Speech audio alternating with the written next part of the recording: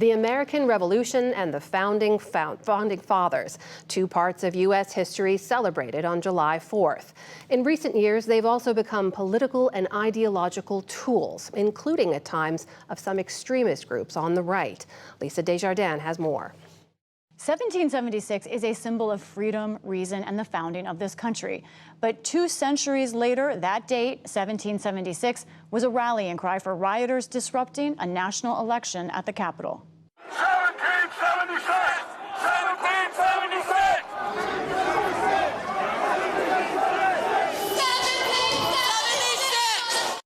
It's an example of how the politics and rhetoric around the founding has become inflamed and can eclipse the actual history involved.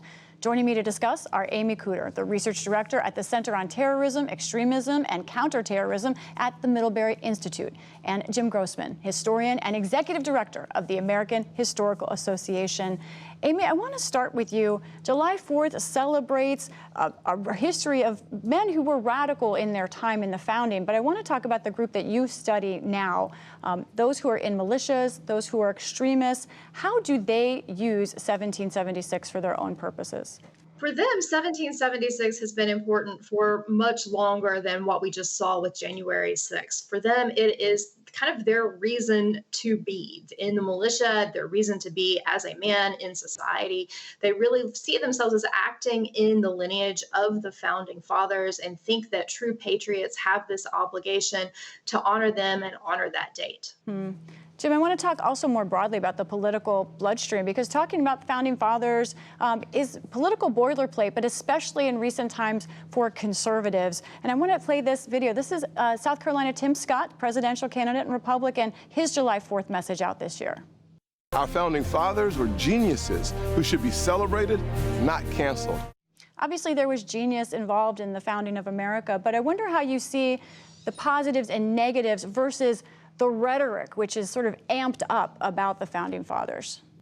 The problem here is an inclination among many people to see things as black and white, to see things as just it's either this or it's that. And people talk about teaching the gory and the glory, for example, of American history.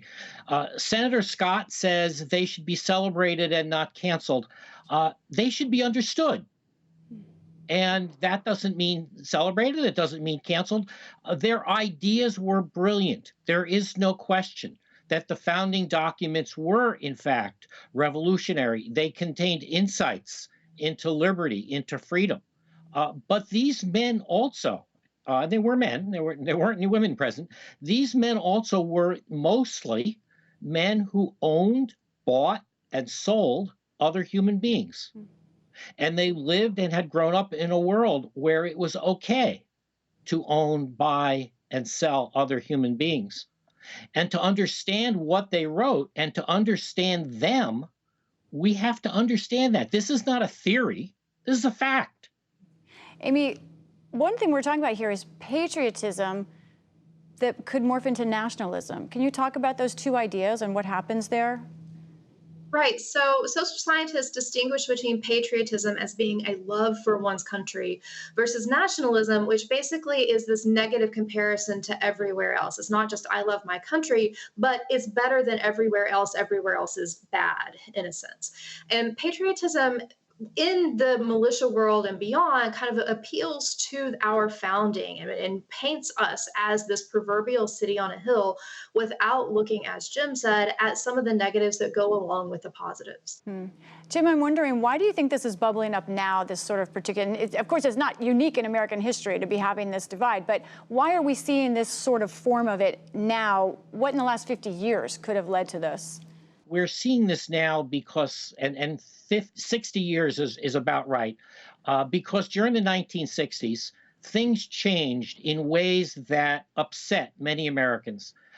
Between the 1965 immigration changes in immigration law, feminism of the 1960s, and the Civil Rights Act and Voting Rights Act and civil rights activism, for many Americans, this is not the country that they thought it was or that it should be, because women are not acting the way their wives and daughters and mothers acted a generation before the 1960s. African Americans asserting rights that, quite frankly, were not granted to them before the 1950s and 60s, and the opening of the doors to millions of immigrants since 1965. This is not the country that we were. So I think it goes back to the 60s as to what has changed. Amy, I saw you nodding during some of that. How do race and identity in particular factor in with what you're seeing with militia groups and extremists? With most militia groups I have studied, they are not overtly racist at the group level in the sense of being white supremacists, being the same as neo-Nazis. That's just not what we see with this particular movement. But just like many other white Americans who aren't part of militias, they've received a partial view of history through their educational process. They've not learned about slavery. They've not learned about Native American genocide, and they've not learned why those things still impact people very differently today. And so when we have conversations about critical race theory or about transgender rights, it's really easy for those things to become kind of buzzwords that are dismissed without much in-depth investigation into what they really mean and some of the concepts behind them. It's all too easy to use that as sort of an excuse to fight back against what they see as too rapid social progress, but package it in a way that at least comes across as appealing to a broader swath of Americans.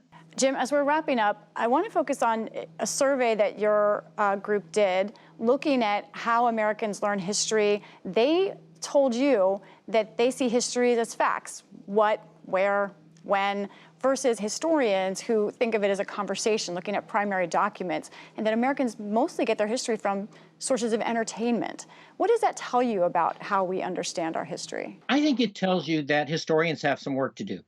That we have to do a much better job of connecting with the American people.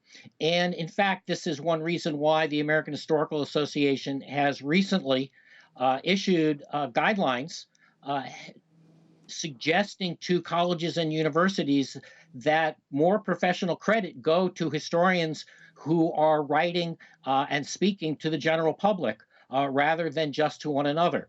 So I do think that those surveys do suggest that we as historians have a lot of work to do. We do have to help Americans understand that facts are not very useful unless we know how to ask the right questions about them. Well, I think this conversation was very useful. So, Jim Grossman, Amy Cooter, thank you to you both for a complex conversation, and happy 4th of July. You too. Thank you.